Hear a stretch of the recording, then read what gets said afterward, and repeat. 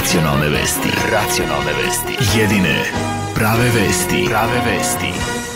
Dobar dan, ja sam Branko Topalović. Ja sam Uroš Bogdanović, a ovo su Racionalne vesti. Predsjednik Pakistana danas je odlučio da prizna... Šta je ovo, kolega Topalović? Neko nam lupa na vrata. Ruki u vis! Brzo uza zid, vas obojica! Šta je bre ovo? Širi noge! Širi noge! Brate, ovi hoće da nas siluju. Ti, sina bre, nemoj sad da radi pendrek! A, gospodo, moje da vas upozorim da smo trenutno u programu. Ma kakvom programu bre? Ajde, vodite ih odavde da ih ne gledam. Stanuje, preuzmi ove barabe! Razumem, šefe.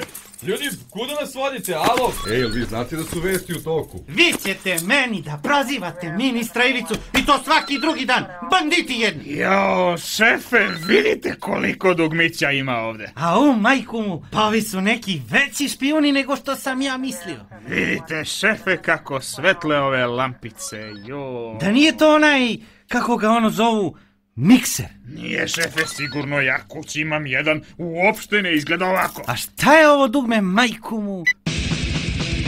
Gasi, Radenko, gasi! Pa kako se gasi, šefe?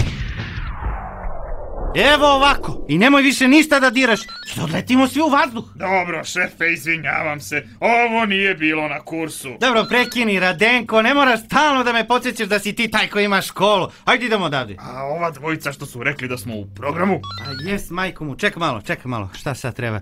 1, 2, 1, 2. Dakle, poštovani slušalci, bile su ovo Racionalne vesti, jedine prave vesti. Jel dobro ovako? Odlično, šefe, odlično.